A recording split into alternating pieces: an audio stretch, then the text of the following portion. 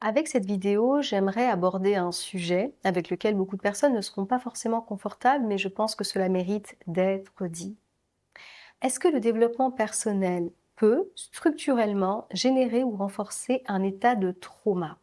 Parce qu'il y a énormément d'injonctions quant à ce que nous devrions être et devenir, et certaines des plus célèbres produisent en réalité un état de surcharge et de débordement de nos systèmes nerveux par une simplification structurellement dangereuse de notre biologie.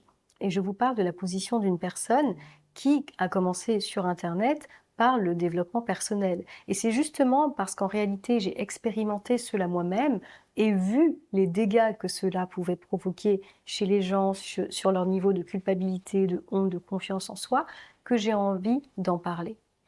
Nous allons donc décortiquer ensemble les injonctions qui m'insupportent le plus et qui créent selon moi le plus de dégâts. L'injonction de la positivité constante, l'injonction à l'illimité ou à la non-limite, l'injonction de responsabilité absolue et celle de la non-réactivité émotionnelle. Ces idées, répétées massivement et sans contexte par tout le monde et n'importe qui, peuvent créer de la honte toxique, du déni émotionnel, une dissociation subtile et à terme, une rupture avec l'autorité de notre propre corps. Il est temps de comprendre à travers le prisme de la neurobiologie comment retrouver un développement personnel sain, incarné, authentique, imparfait. C'est ma proposition au travers de cette vidéo et d'ailleurs j'adorerais vous lire à ce sujet, n'hésitez pas à m'écrire. Commençons par la plus populaire, la gratitude. Alors évidemment, nous devrions être en gratitude pour ce que nous avons, pour ce que nous vivons. Nous devrions toujours envisager les épreuves comme des apprentissages, n'est-ce pas? Et nourrir bien évidemment une intense gratitude envers le ciel et l'univers. Merci univers de faire de ma vie un chemin de croix. J'adore ça. Doit-on vraiment dire merci d'avoir grandi auprès de parents maltraitants? Doit-on dire merci d'avoir été harcelé et brisé? Doit-on dire merci de ne pas avoir de quoi nourrir ses enfants correctement? Doit-on dire merci juste parce qu'il y a pire que nous? Est-ce qu'on a envie vraiment de dire merci pour nous ou parce qu'on ne veut pas avoir l'air d'être une mauvaise personne? Je crois que c'est véritablement la pire des injonctions, parce qu'au travers de cette idée de gratitude, on vient nous dire que nous n'avons pas le droit de ressentir la difficulté ou la lourdeur de nos vies. Pourtant, la neuroscience moderne est formelle. Nos émotions jouent un rôle absolument clé dans notre survie. Elles sont un système d'alarme interne essentiel qui informe le cerveau d'un danger, d'une injustice, d'un besoin non rempli, d'une limite franchie.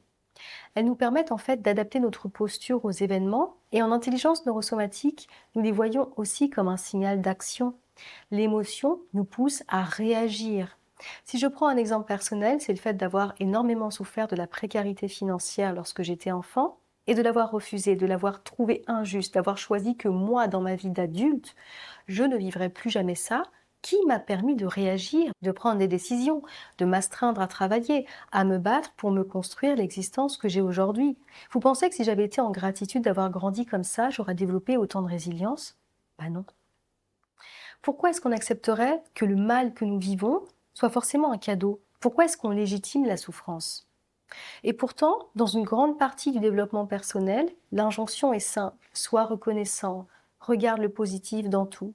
Si tu souffres, c'est que tu n'es pas assez dans la gratitude pour ce que tu as déjà, donc tu ne peux pas avoir plus. Et ces messages produisent deux mécanismes neurobiologiques d'auto-invalidation extrêmement dangereux. Le premier est le déni émotionnel, qu'on appelle aussi la rupture de l'interoception.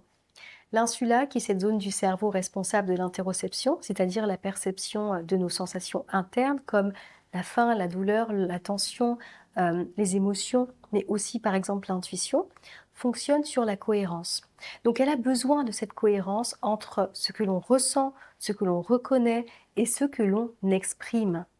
Si je ressens une colère légitime face à une injustice, mais que mon environnement ou ma coach ou mon livre de développement personnel me disent «tu devrais être reconnaissant de cette leçon», alors mon système nerveux apprend une chose terrible, que ma perception interne n'est pas fiable.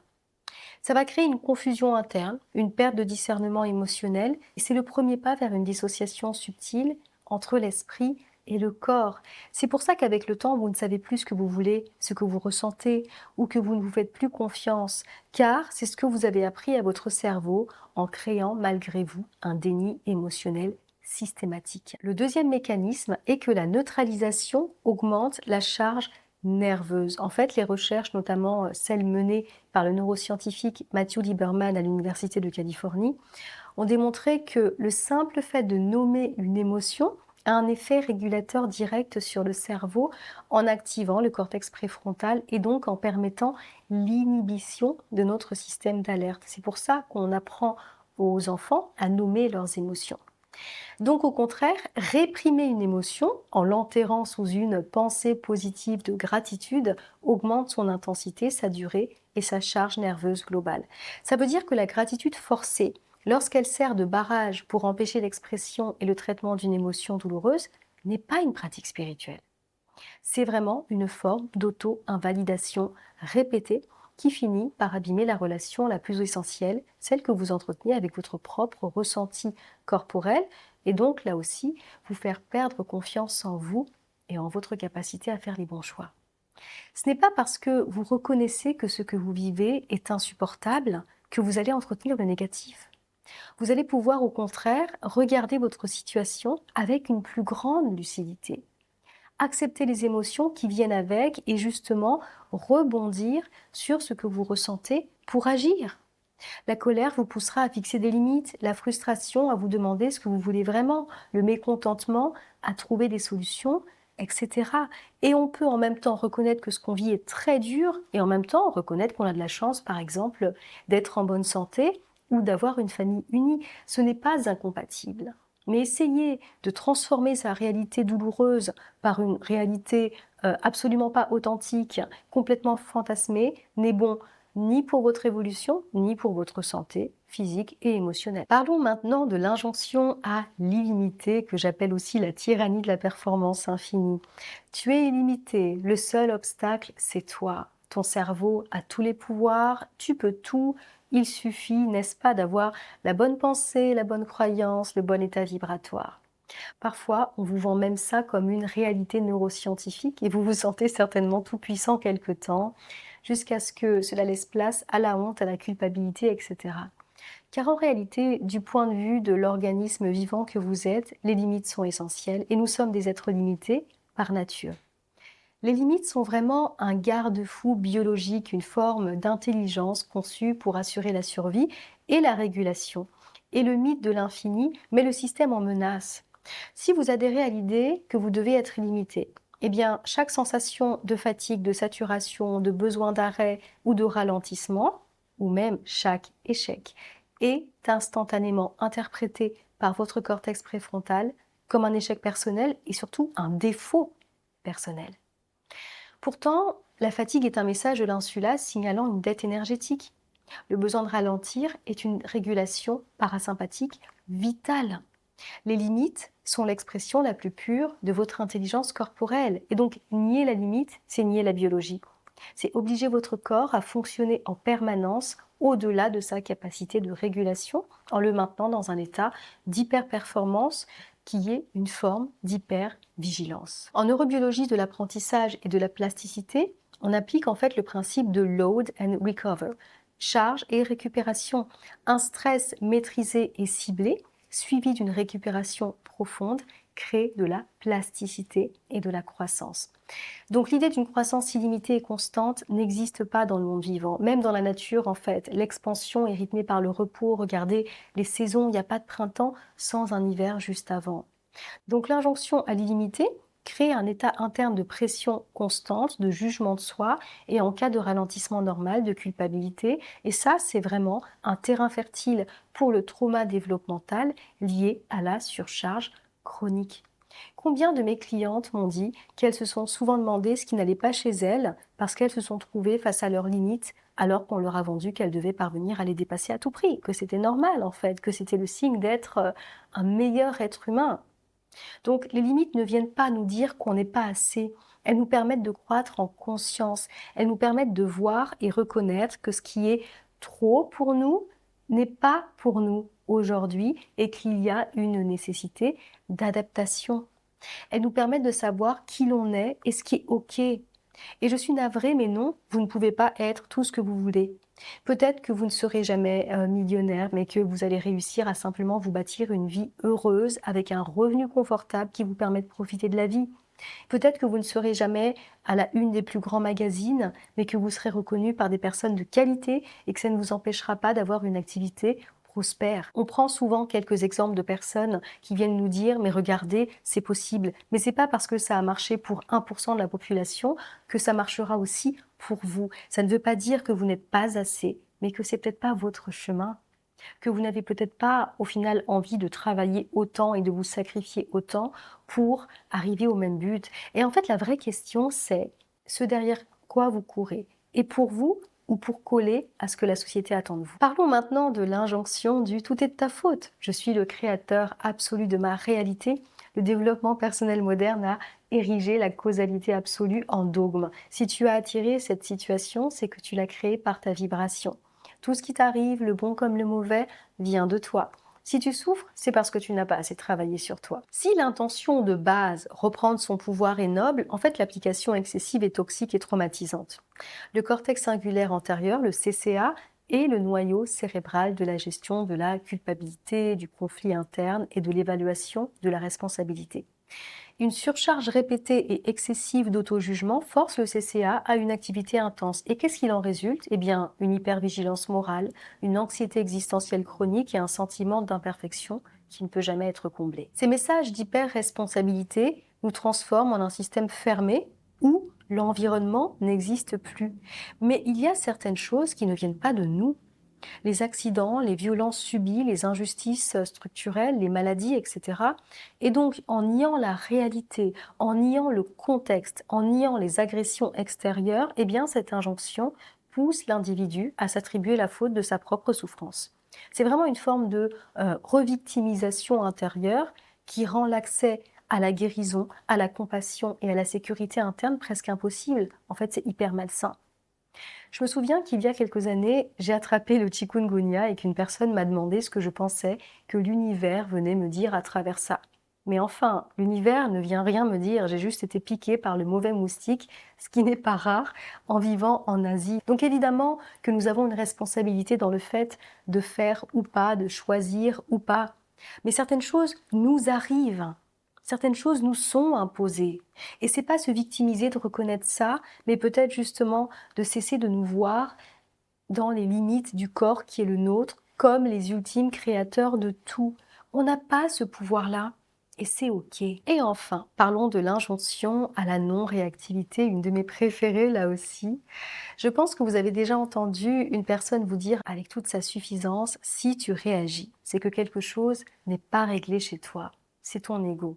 Traduction, c'est que tu n'as toujours pas suffisamment travaillé sur toi, que tu n'es pas suffisamment élevé, que tu n'as toujours pas suffisamment incarné ton être spirituel. Alors cette vision, elle est non seulement psychologiquement naïve, pour ne pas dire bébête, mais elle est neurobiologiquement fausse et dangereuse. Pourquoi?